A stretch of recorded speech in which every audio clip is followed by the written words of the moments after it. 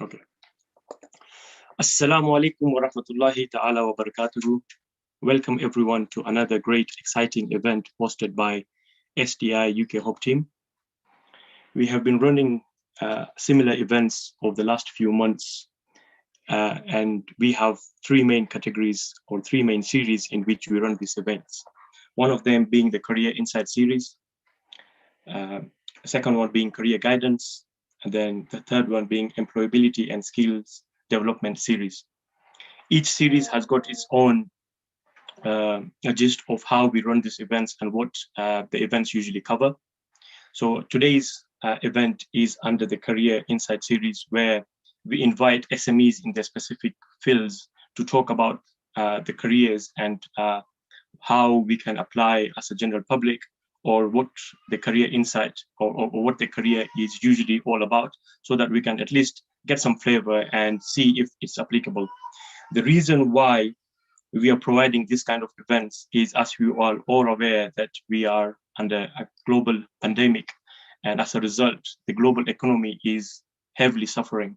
So we thought by providing this kind of events, which was obviously in need and we still need it, we will be doing the rightful and serving the whole of the generations who are into schooling careers or into colleges and etc., or some are actually in their respective careers but have lost their jobs due to the pandemic.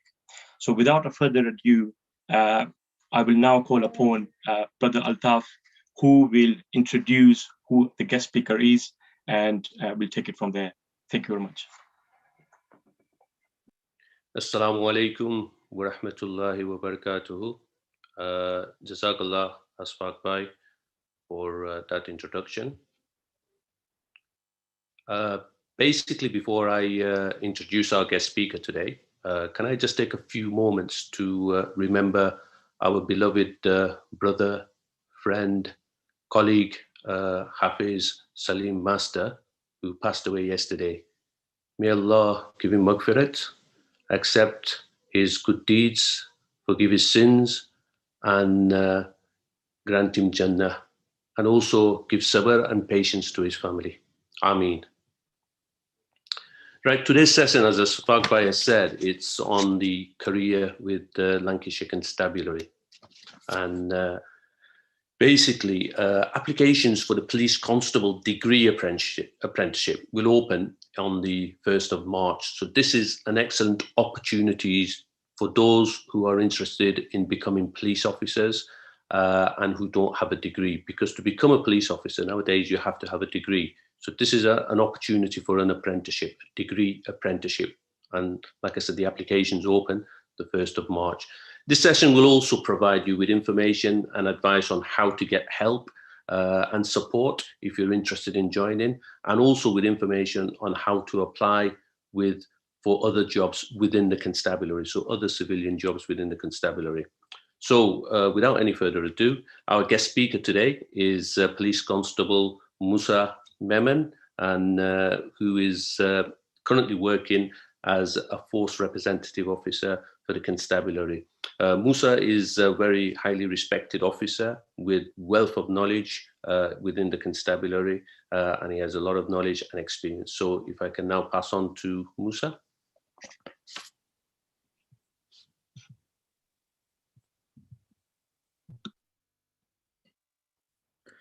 Okay, Assalamu alaikum everybody. Like Altaf has just mentioned, my name is Musa, and I work for Lancashire Constabulary, and currently I am based within the Workforce Representation Department. Before I go into the work that we actually do, give a bit of background about myself. I will have 20 years service coming towards the end of the year. During that time, I have worked out on the streets as an immediate response officer. So that means that I actually go from attend incidents of any crimes that might be reported or safeguarding. I've also got my exams in, so I've been a temporary sergeant in divisions and back office functions.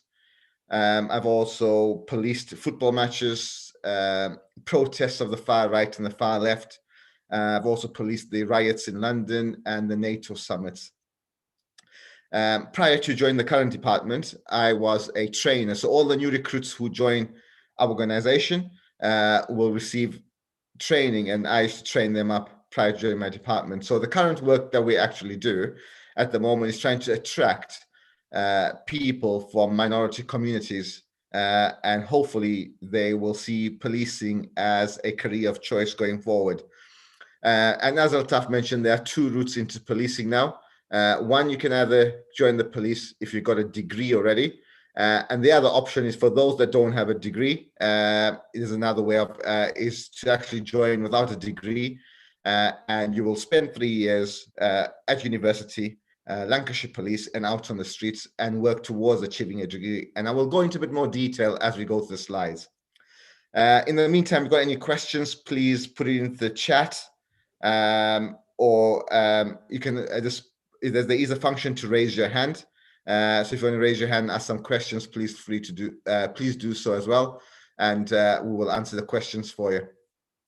So the presentation itself, so I'll start the presentation. So the Operation Uplift. So basically the current government have said that going forward, we need to recruit 20,000 police officers over the next 3 years. That's 20,000 police officers across the whole country. I'm not sure what Lancashire numbers look like, but for next year, or sorry, should I say this financial year, coming from the 1st of April to 31st of March next year, is in the region of about 143 officers. I think that's what it is. So there's enough spaces, and over the next 3 years, it will equate to about 900 police officers for Lancashire. Okay. So as Altaf mentioned, the next opportunity to apply is for those that don't have a degree, and the window will open on the 1st of March, and it will open for 2 weeks, and after which the window will shut and the process will start. By the time you're actually recruited, it will be the 1st of November. And the reason why it takes so long is because you've got to go through an application process. That will be paper sifted. Then you go to assessment centers. You then have a final interview. You then invited back for a medical, a physical, and then they carry out all the background checks. Hence the reason why the start date will be the 1st of November this year. Now, what do we actually do?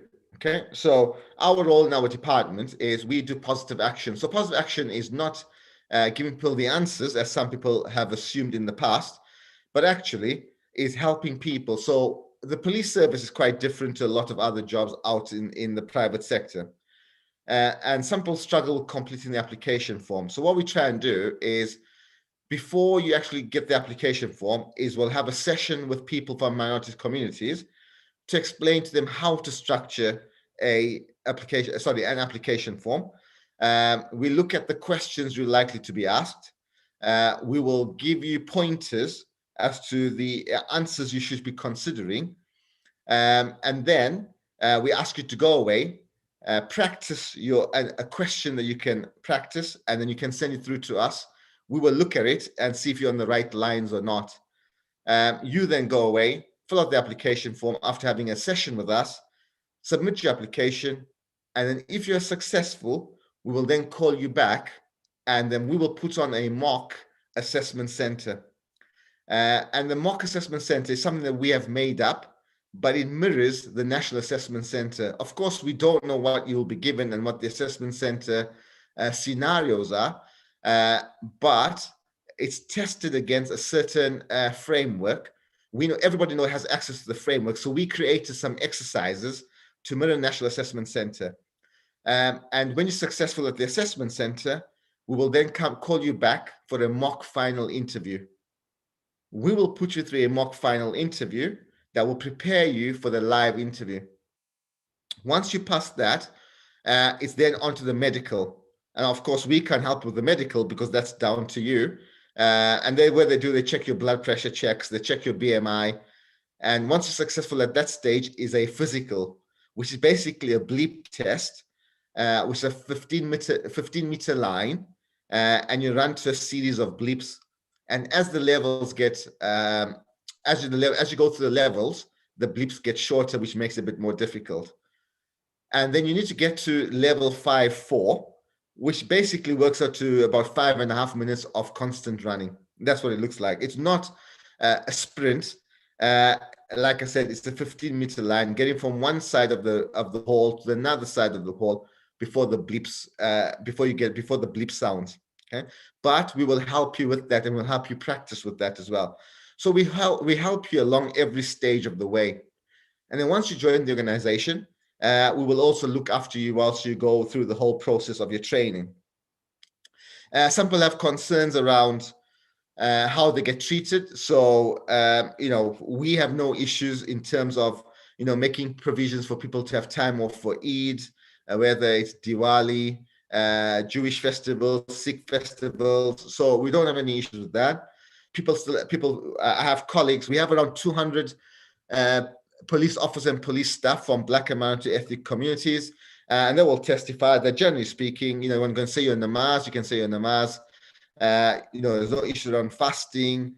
There's no issue around, Friday prayers, going for your Jummah Salah. It's all available to you and you can do so.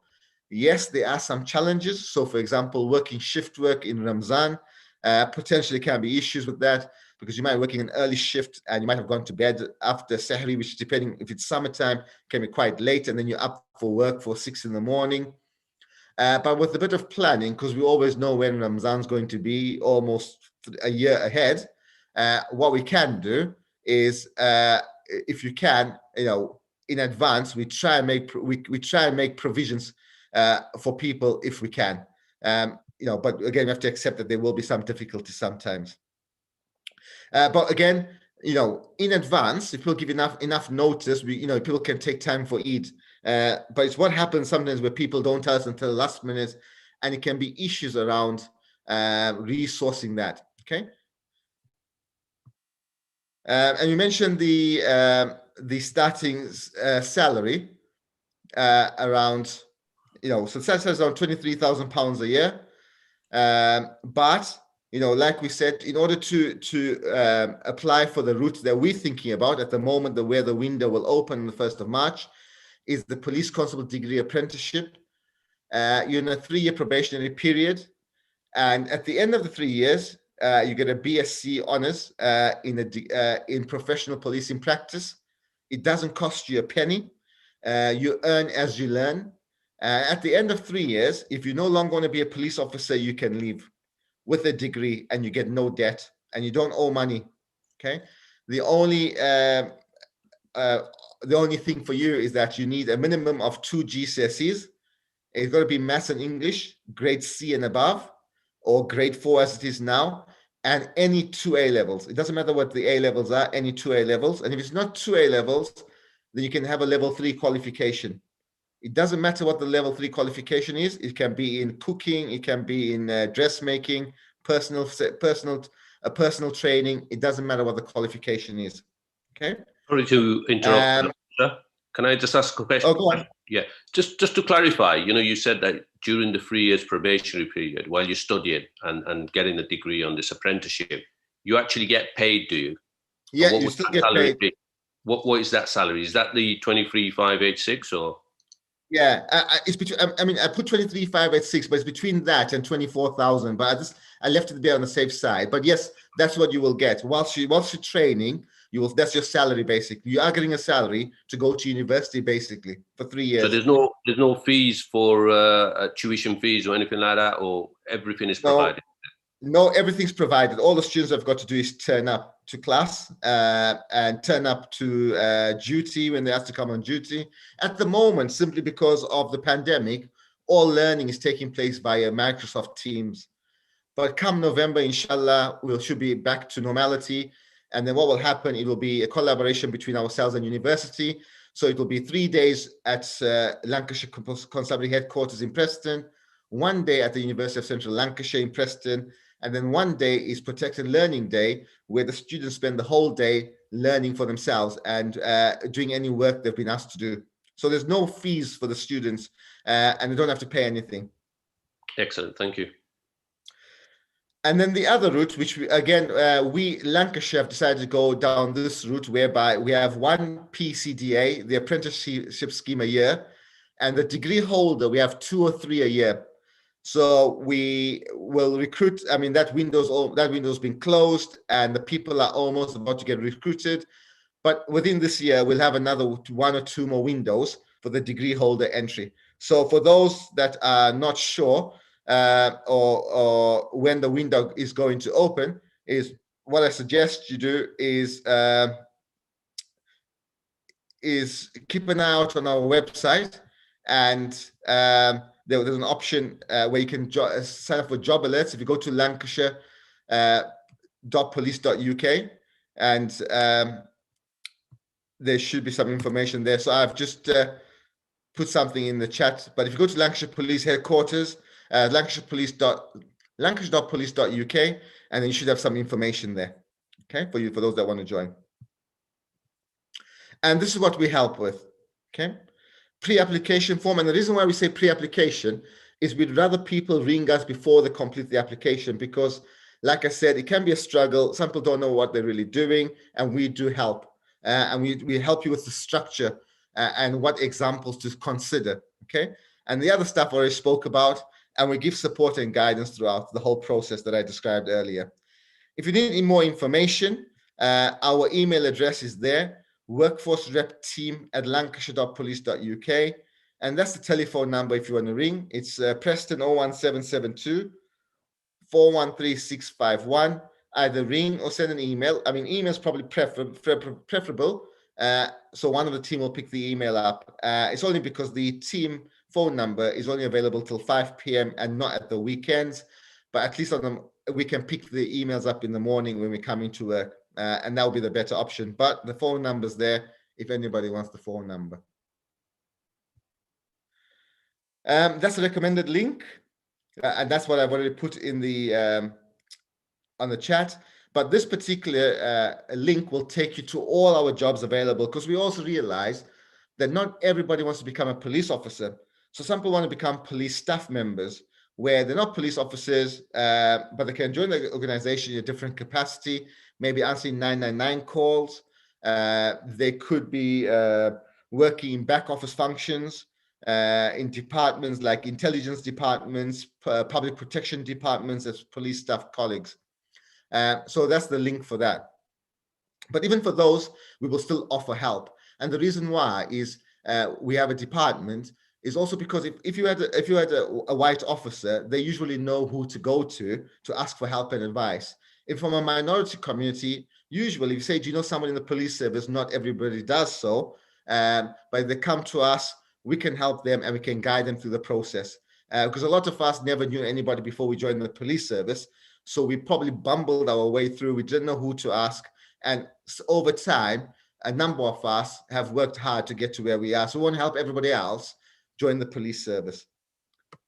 And at the moment, for those that don't want to become police officers, if you were to go to our website, these are the current vacancies available. So client support officers to do with ICT. On the right-hand side, it tells you where the location is. So that will be at Preston headquarters and the closing date. Now in brackets where it says LC5, LC7, that's the scaling system for wages. Now I don't know how it works, but what I would say is LC7 is probably in the region of maybe 17,000, 18,000 pounds a year. And as you can see, if it gets to LC10 to my business manager type, so it's much higher than that. I don't know, Altaf, if you may have some information on how the LC system works, police staff salaries or not, but I'm not 100% sure about that. Yeah, approximately. I mean, you're right. I mean, the LC5, if you start from there, that'll probably start from around about 14,000, then it goes up. So LC7 would probably be around about 20,000 or just above. And there's increments. So basically, when you join that scale, every year for 3 years to 5 years, you get increments, so you can get up to the top level of the of that scale. So 10 would probably be around about 35,000–40,000 pounds. So which is, if you're interested in estates and building manager, there's a job going there at the moment at police headquarters. But that would require some qualifications, clearly. But when you look at the package, you'll see what's, what qualifications and what experience you need. So, Musa, I just wanted to say, I mean, how often are these jobs advertised, and how many jobs would be, I mean, what's the average? Is that for police staff? Yeah, police staff? Yeah. I mean, there's jobs there. I mean, every week there's jobs there. So where it says closing date, for example, if I look at the top one, as you can see, they've put it in order of closing date. So that one there closes on Tuesday. And as jobs become advertised, they're regularly updated. But if you actually go on the website where I sent the link, or there's a link that advertises that says lancashire.police.uk/join us, you can sign up for alerts. And every time a job is posted on there, you will get an alert. You can go through the job spec. If you meet the criteria, you can request an application form. But before you complete the application form, ring the department and one of us will help you with the application form. As long as you meet the criteria, we can help you do the rest. Right. So it's basically looking at the criteria, looking at what the job spec is. And if you can actually meet that job spec, there is an option where we can actually, or people who are interested in the jobs can actually get help. And that is from your department. And what, kind, of help what kind of help is available, Musa?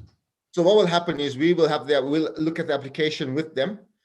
We will look at the competencies they're looking for, have a one-to-one session with the individuals, and then look at, tell them what is that they're targeting or what they're looking at, what the nuances of the competencies are, examples to consider, ask them to go away, write it up, and then send us the application. We will look at it, and then we'll send it back to them. And once they're happy, we actually encourage them to write on a Word document, because all this is done online.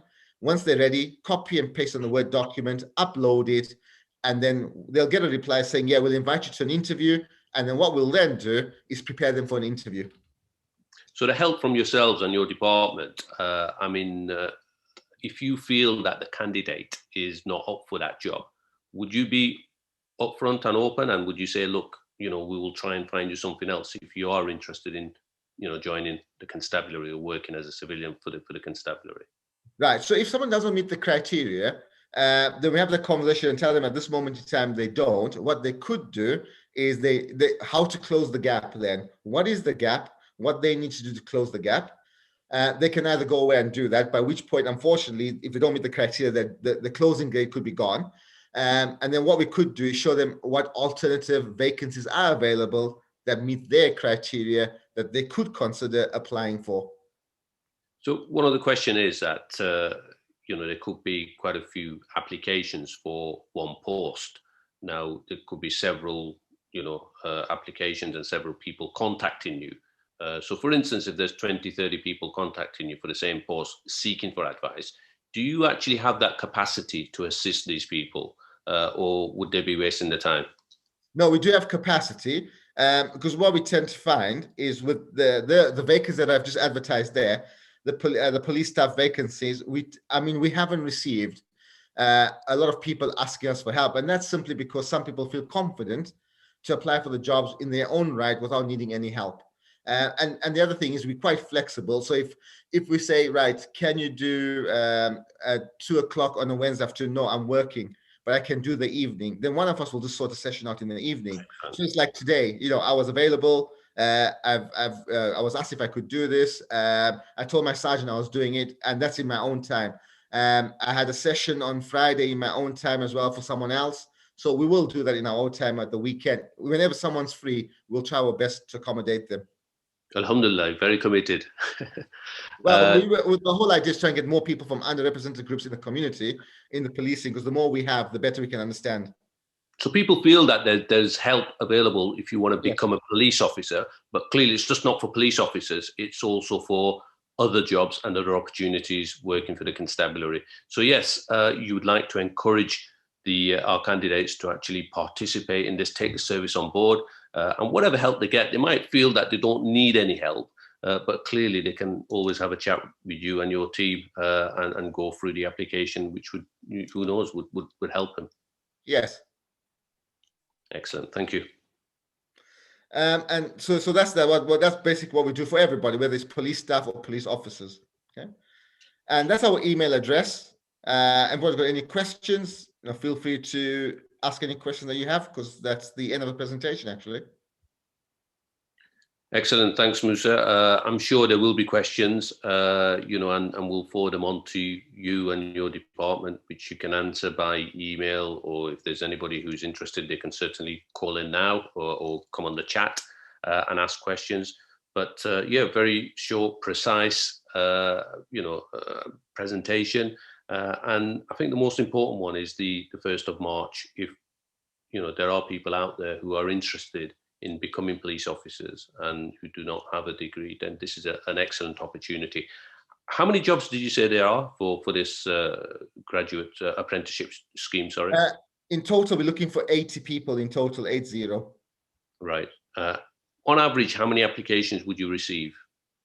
I can't say on average on the PCDA route, but in the past, every time we open a window, we could probably get hundreds of applications because people want to become police officers.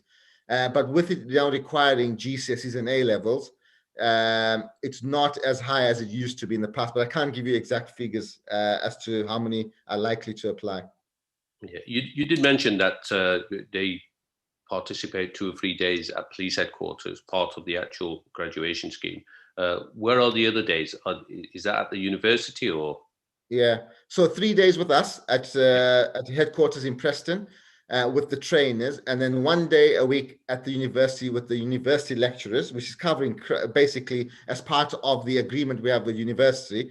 We do 70% of delivery and they do 30%, which is why 3 days with us, 1 day with the university, and 1 day for the students to do their own learning. So it's protected learning day for them. Which university would that be? Can they choose university or? University of Central Lancashire. Right. So if someone, for instance, applies from another part of the country, I mean, would they be able to choose a university near where they live or not? No, they'll have to come to Preston simply because although other forces do exactly what we do, there might be slight differences in respect of how university and us have decided our program will work. Although everything is covered, different colleges and police forces will do things slightly differently. So basically, it would have to be the University of Central Lancashire in Preston. Yeah. They'd have to attend there and police headquarters. But what we also do, if someone lives more than 35 miles away from headquarters, we can offer them a room that they can stay in from Monday to Friday, and they can go home at the weekend. The issue becomes is when they leave training to go out onto the streets, that room is then removed from them. And then depending on where they live, we do try and put them as close to where they live as we possibly can, because we've got to consider well-being and traveling distances. That can be the issue, though, having to travel from where they live to where they're working. Yeah. People see as police officers' job clearly. I mean, once you're on duty, anything could happen. You could be attending anything, or it could be a quiet day. You mentioned that you will get the opportunity, or you will be able to pray namaz, go for Jummah. How would that be accommodated? So what you'll do is speak to your sergeant, and the difficulty some people have is not every sergeant is aware of everybody's culture or religion. And if you just take, us Muslims, for example, people have different, follow different schools. Whether you're Shafi, whether you're Hanafi, Hanbali. So it just doesn't matter what, and so some people might ask the question, well, why do you pray Asr namaz at one time where somebody prays Asr at a different time? So sometimes what it requires is people on our part, the Muslims on our part, to explain to the supervisors, listen, to go for my prayers, and it won't be a problem. Now, besides Friday prayers, we also realize that sometimes to get namaz with Jamaat, as much as possible, we'll try and accommodate that. But sometimes, because a job comes in and you need to attend an incident, let's say like a domestic abuse incident, sometimes and someone's life's under threat, then obviously you will go and deal with that. And when you come back, you make your namaz.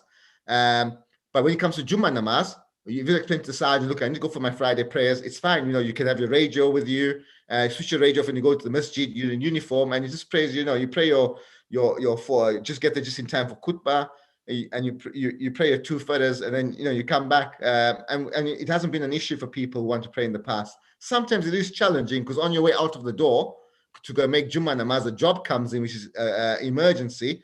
But there's quite a number of masjids will have Jummah namaz at different times. So as long as you point out to your sergeant, you should be able to make namaz at some point. We do try and accommodate that. Sure. So it can be facilitated. In relation to women who wear hijab, what about them? I mean, would this be still able to continue to wear the hijab with the uniform or not? Yeah, you will. In fact, if you actually go into our website and you look at the current advertisement for recruitment, there's a lady on there wearing a hijab. So it's not a problem at all. We do accommodate that. We even got someone who's a revert who wears a hijab. So we do accommodate that. Not a problem at all.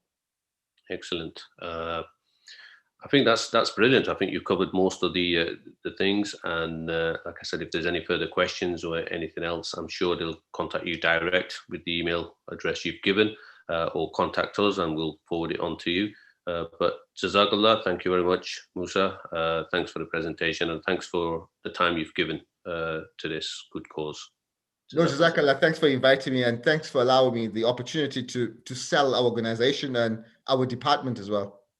Excellent presentation. Thank you very much. Jazakallah. Jazakallah. Assalamu alaikum.